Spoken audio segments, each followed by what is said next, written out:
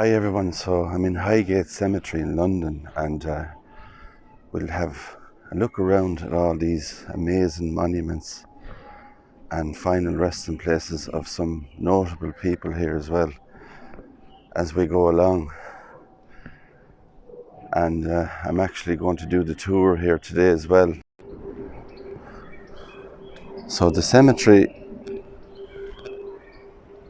is very, very unique in its own way and has some amazing statues here. This is in loving memory of darling Leslie, the dear child and fondly cherished hope of George and Lily Spalding, died May 1890, aged 5.5 years old. A lovely angel. And there's some lovely mausoleums in here as well.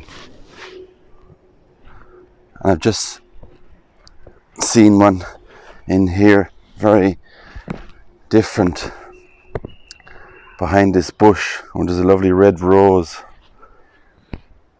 here, and there's a woman, and the statue is made to look like this woman, and the nose is missing off the part of the statue. Now it's hard to see any name on it. She has her two hands together.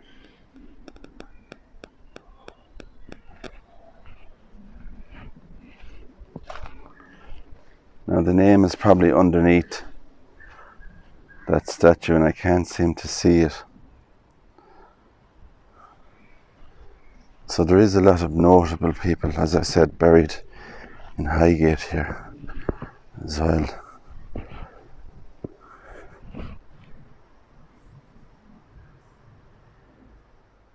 A pilot.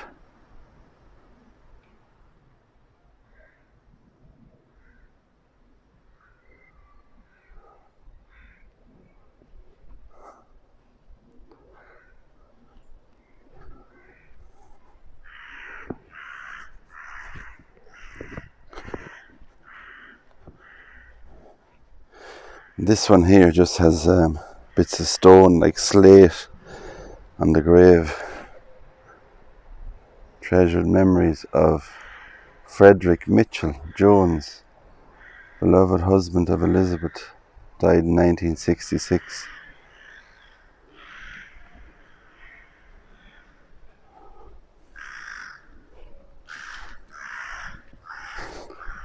So we'll try and get around, and now I believe Highgate is actually, from reading online, is at 19 acres in size. So it's going to be, it won't be possible to see it all, but we will take in as much as we can.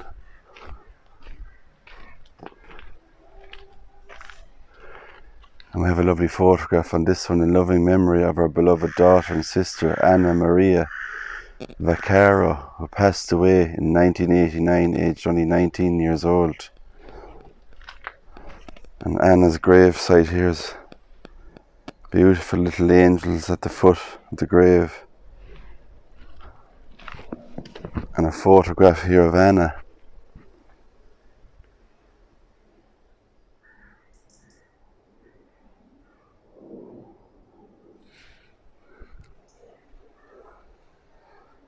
A beautiful final resting place.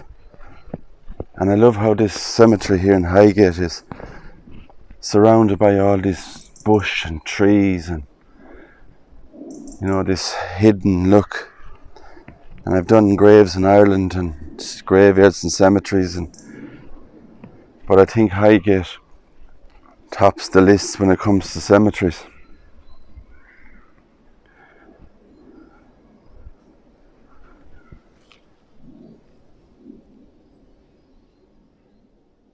Lovely statue of a child there missing her hand, and it says Ashling on it.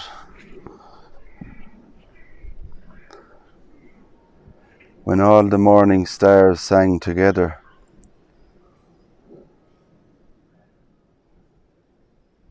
Aisling was born on the 9th of the 10th, 1989, and died on the 25th of the 12th, 1989. So a very, very small baby. Aisling died very young.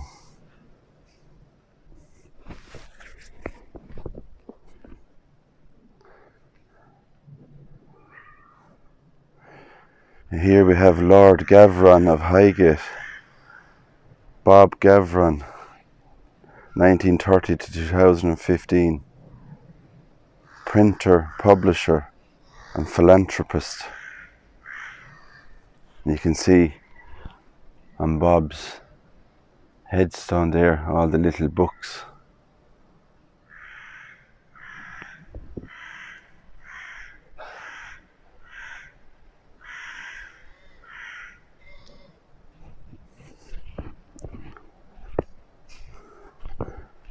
And you know I love my angel statues, and Highgate is full of gorgeous angel statues.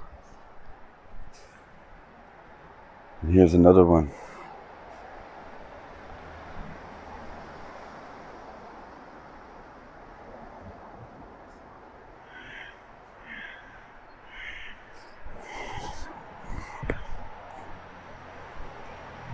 Loving memory of a dear wife and mother, Rosina Rich, who died in 1954, aged 50 years old.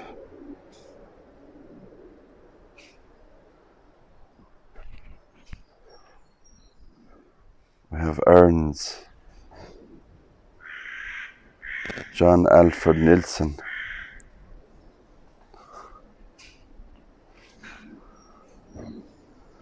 And it's very, very old, the cemetery. You can see some of the headstones, like this one here, has fallen over.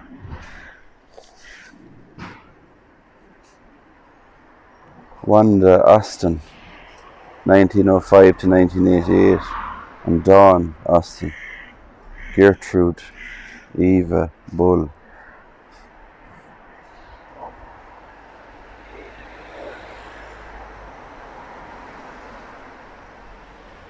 So we'll keep moving and looking around this cemetery here in Highgate, which is one of the magnificent cemeteries in London. There is a ton of cemeteries, and I'm hoping to get around and fitting in one or two more before we leave to go home. Also,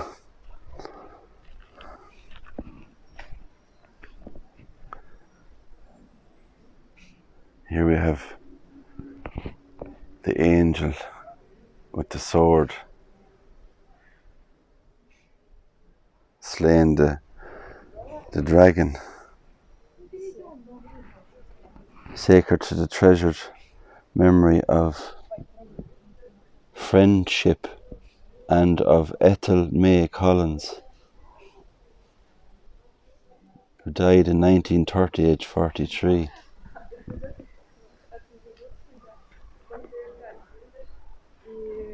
And you can see the dragon on it here. I've seen one like this in Dublin, in Glasnevin, I think, and it was depicted to be Archangel Michael, I think, slaying the beast. And you can just see here that the hand has been replaced on the statue here, so it's nice to see that they've fixed it and replaced the hand on it.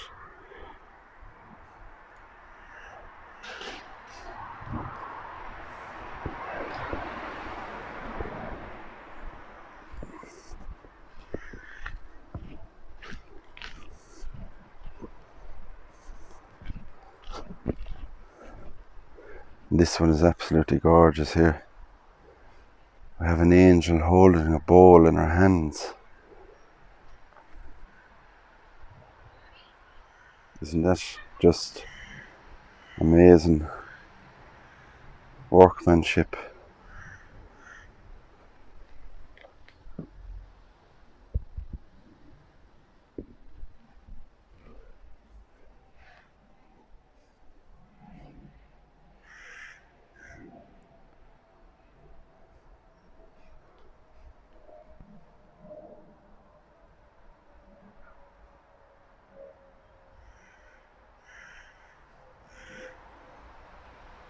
So a lot of monuments to see. This is Charles Frederick Cooper, chaplain, who died in 1930, aged 41 years old.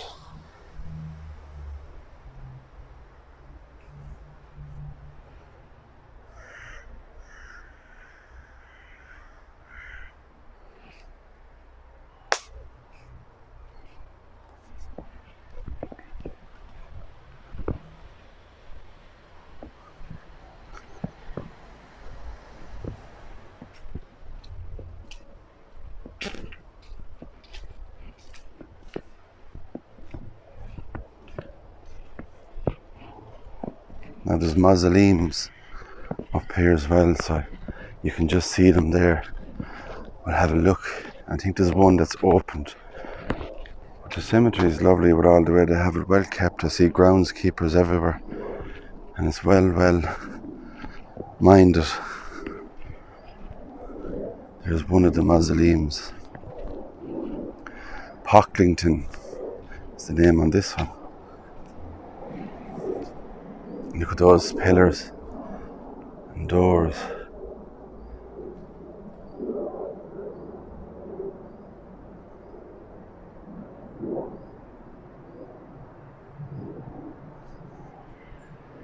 And one just next door here.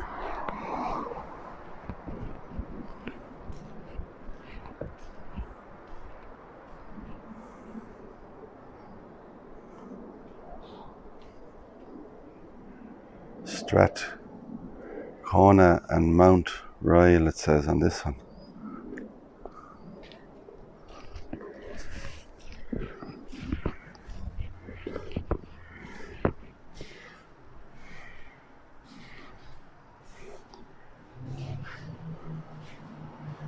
So that's the information there. The West Cemetery is across the road, and we're in the other section here, the East.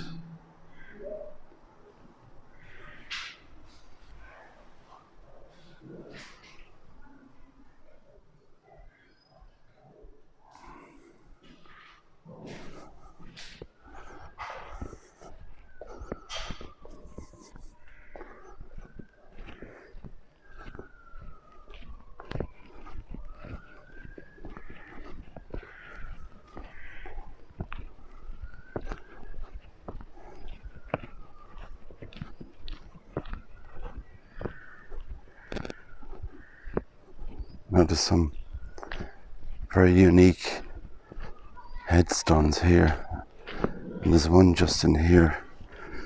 I'll get up and show you. Bruce Reynolds, 1931 to 2013, and 1948 Angela, says, to 2010.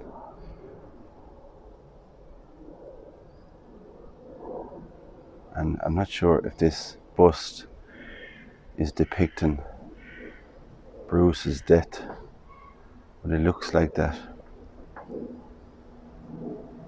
like a death mask.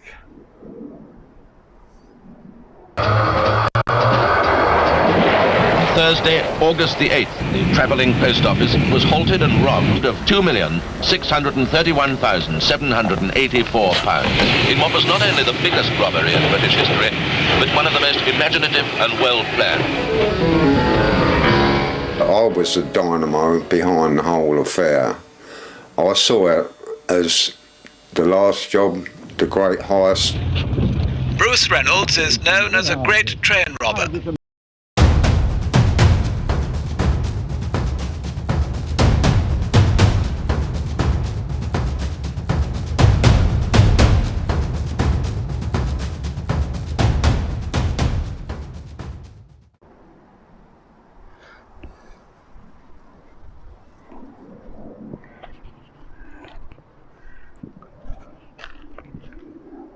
There's some very notable people buried in here, famous people.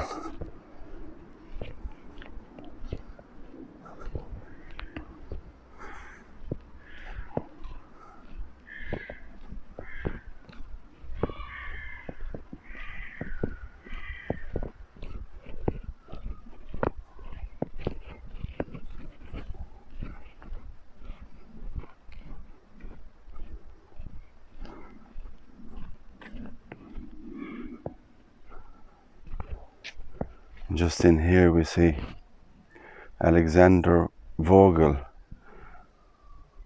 musicologist, intellectual and painter, born Vienna, May 1908, died London in March 1978.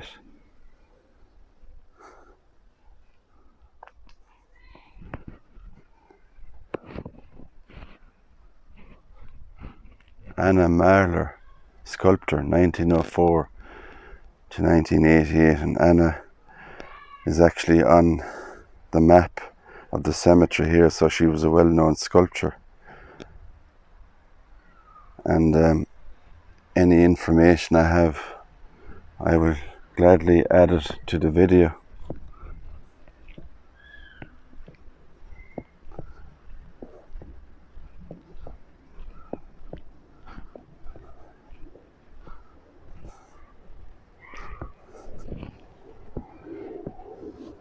Partner, it says on this one, Jim Stanford, horn, and two penguins at the bottom of the headstone.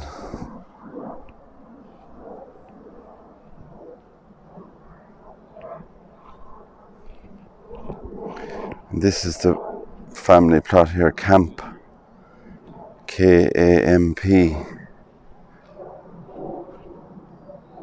A lovely angel once again, with that big cross behind it.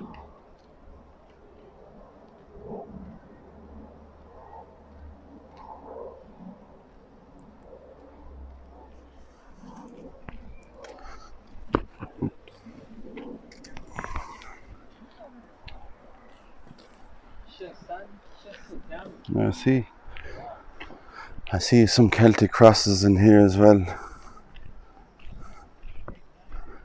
This one is just very, very big here, this headstone.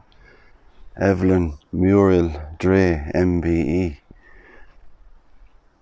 the dearly loved daughter of Fred and Ali Dre, born in 1889 and passed into the great beyond in January 1926.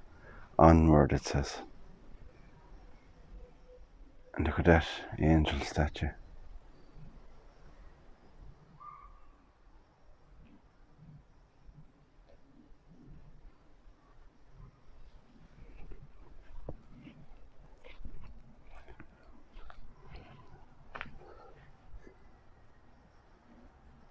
And this one here has lovely steps and flowers that lead up to the area here, and I'll see if I can just move up. And at the bottom of the grave site here we have the two hands, as we've seen before. To meet again, it says on it. Sacred to the memory of Bertha, the beloved wife of Edmund Richardson,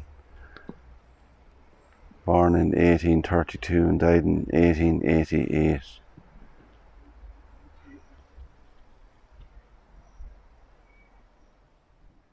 A lovely angel statue with those trees in the background. And off in the distance you can see like there's a lot of graves in there that are hard to access.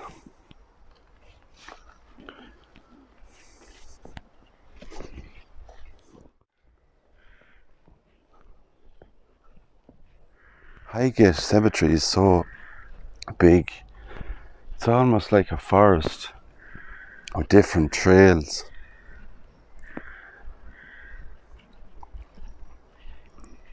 And look at this one here. Isn't this absolutely gorgeous? Caroline Tucker, it says. Darling wife, mother and grandmother, 1910 to 1994. And look at that lovely statue of the woman, the young woman in it.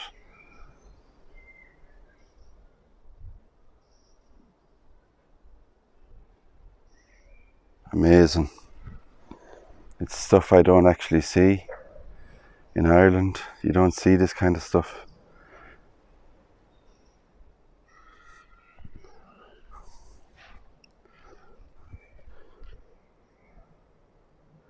Dr. Tom Margerson, 1923 to 2014, pioneer of journalism and media, founder, New Scientist.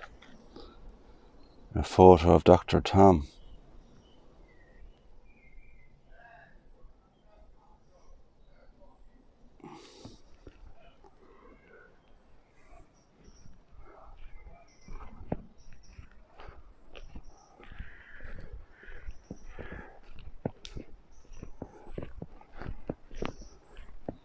There's one of those Celtic crosses I was talking to you about here in Highgate.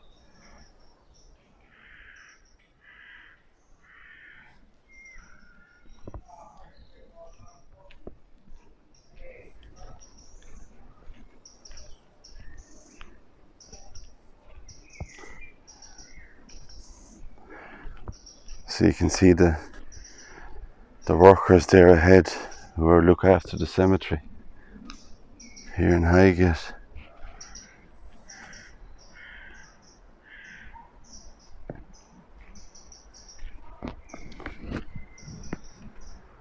William C. Foxwell, eldest son of J.C. Foxwell of Islington, who died in 1882, aged 25. Also John Green Foxwell, father of the above, who fell asleep 1889, aged 66. Mary Louisa, wife of the above, died January 1899, aged 70.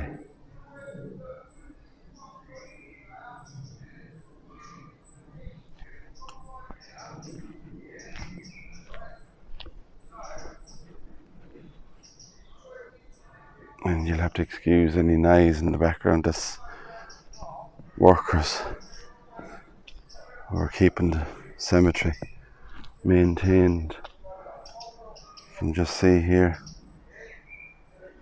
they have signs placed in different areas of the cemetery.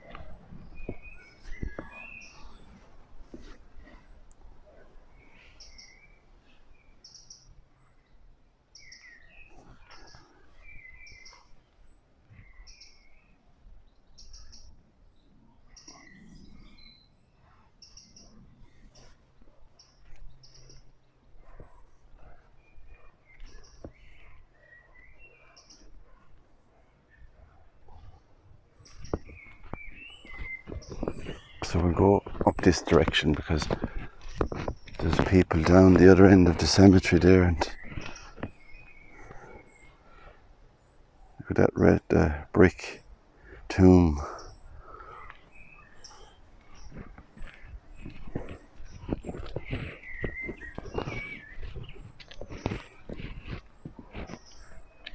And you can see this one just in the back here.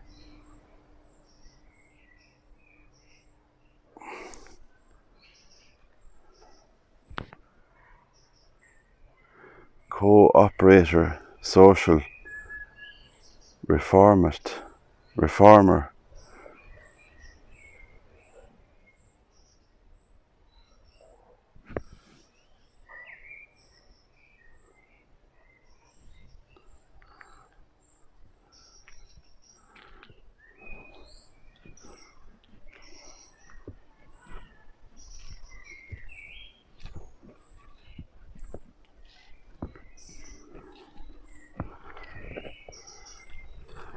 Ellen Bennett. The tenderly cherished memory of Ellen Bennett, interred into the rest, January 26 to 1899. Widow of the above.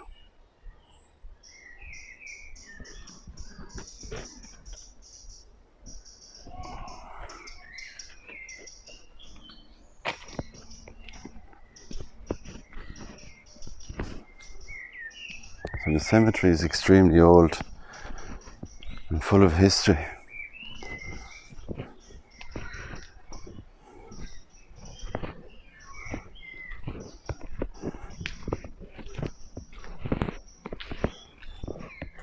Here we have one with the anchor. Henry Taylor Brown, who died in 1935, aged 70.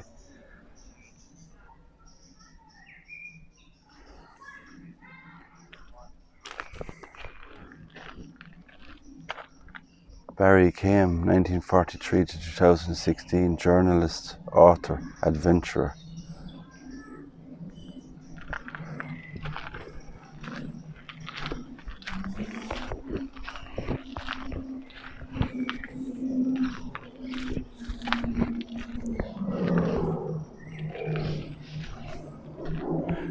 You can hear the lovely birds singing in the background. So that's what it looks like. Or I was actually down there not too long ago, so you can see the overgrowth and all the headstones and grave sites here. It's just super cemetery. And on this one we see people leave the stones. Niamh Sinclair Brown, architect and artist, born New York in 1929, died in London in 2018. Rest in peace.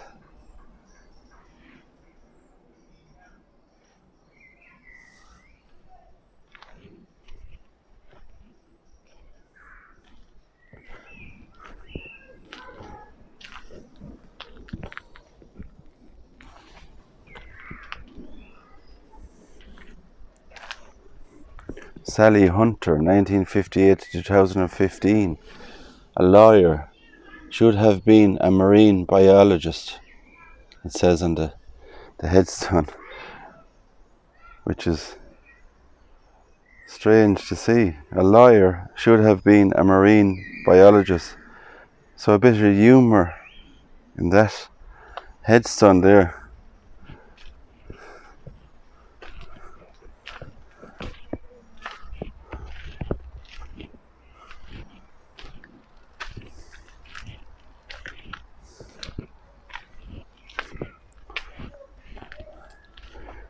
And the head is unfortunately broken off this angel here.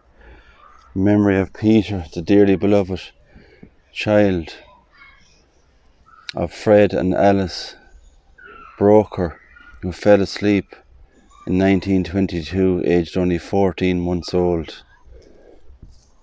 And you can see the Broker family, the letter on the letter B on it there. And the head has broken off the statue.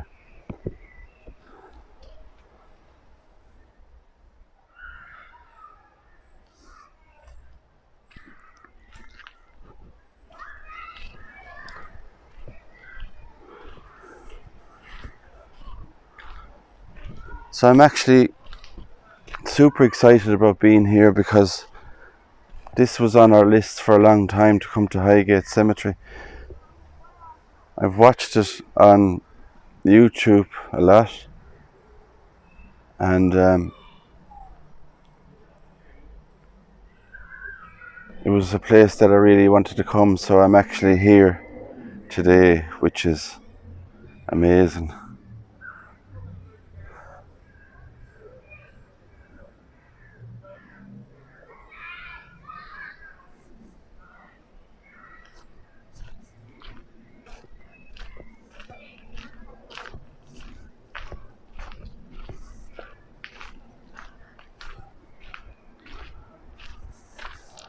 So the place is just trail after trail, and you kind of look at different areas and you're wondering which way will I go next, or you just couldn't see it all really.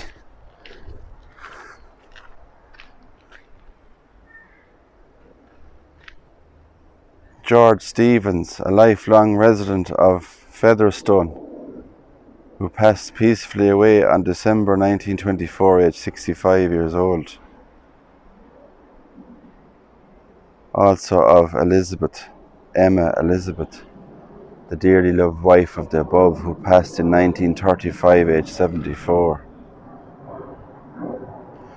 and you can just hear the planes above, and the airport wouldn't be far away.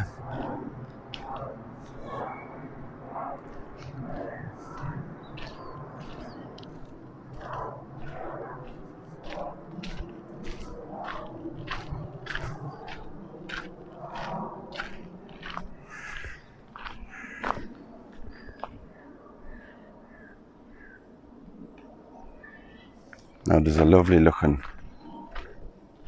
statue here, and it says the family vault of Robert Monach and W.H. Crossland.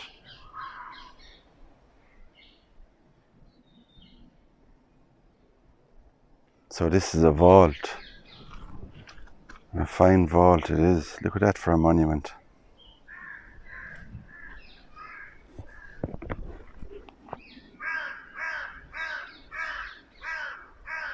Amazing. The angel sculptures at the top. Big angel statue there underneath.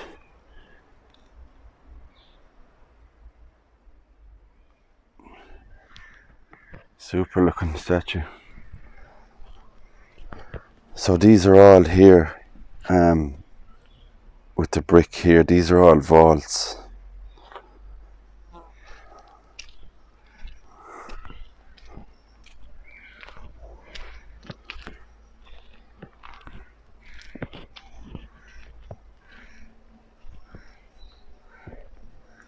G.H. Graham Williams, QC, 1935 to 2013. Laughter and the love of friends. Beloved of his daughters and wife, Anna M. Worrell, QC. What a love was theirs. It's a lovely headstone. I love the design of it.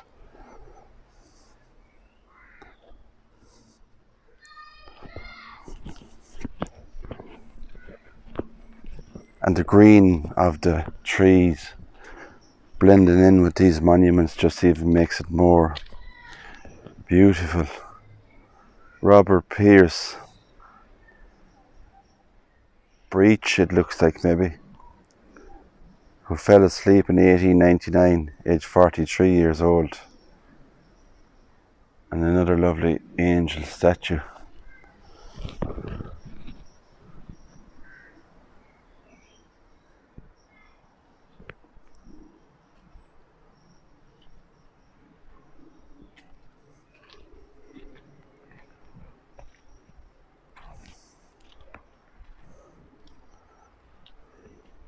Charles Nightingale, born in 1818 and died in 1873, and of Anne Nightingale, who died in 1887. Another fine marble monument.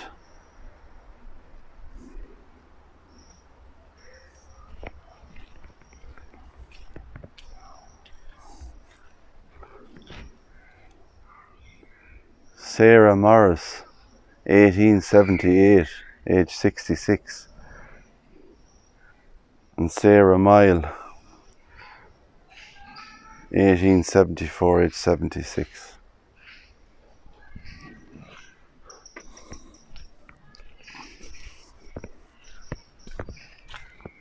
So these are all the trails, pathways that just take you down to different areas of the vaults.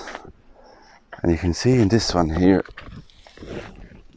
quite a large hole that goes in underneath this vault here.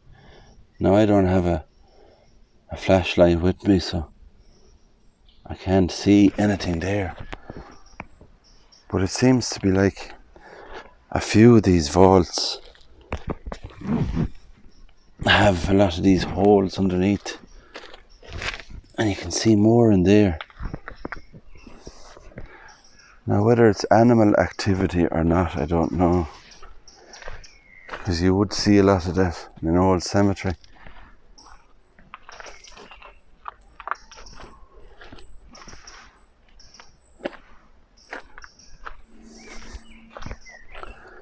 So I'm hoping, guys, there's a tour at 1 o'clock today of the west section of the cemetery. We're going to take the tour at 1 p.m. and hopefully get inside the catacombs and show you the coffins and stuff in there. So that's going to be one to look out for and to look forward to that one. So I'm just doing a couple of these while I'm waiting to do the tour.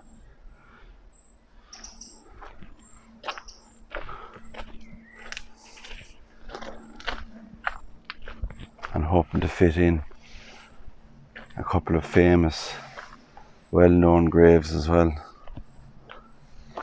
Now the sun is shining today. We were very lucky because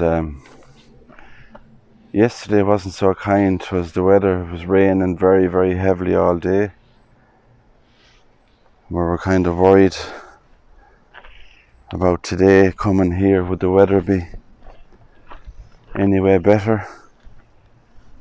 And thankfully the weather is very good. The sun is shining today, so we're blessed.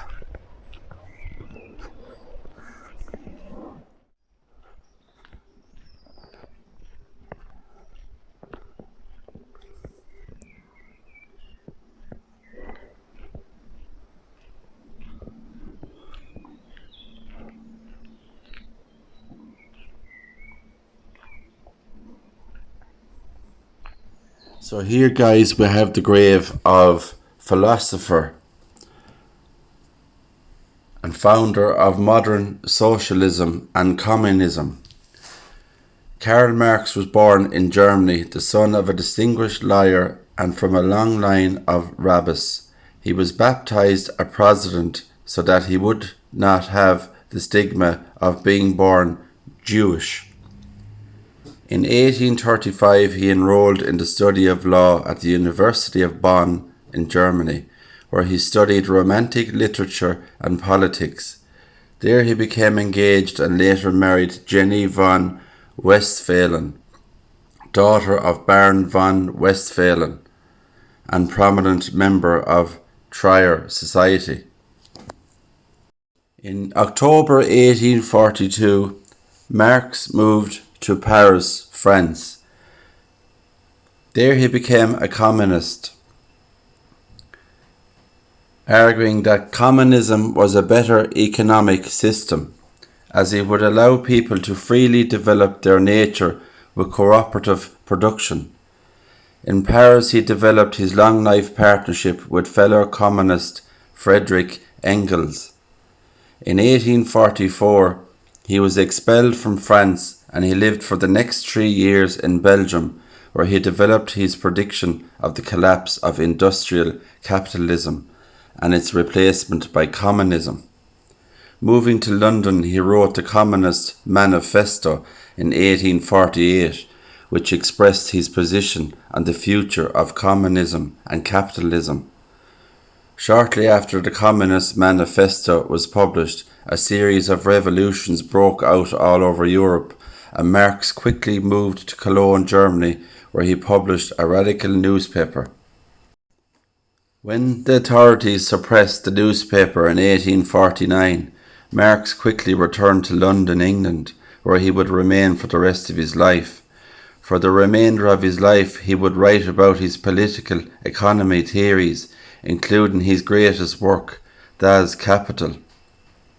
He spent a great amount of his time working for the First Communist International and was elected to its General Council in 1864. As his health slowly declined, he would die of natural causes in London in March 1883. He was originally buried in his wife's grave on a small side path, but in 1956 a new monument featuring a large bust by the socialist sculptor Lawrence Bradshaw was installed in this more prominent location.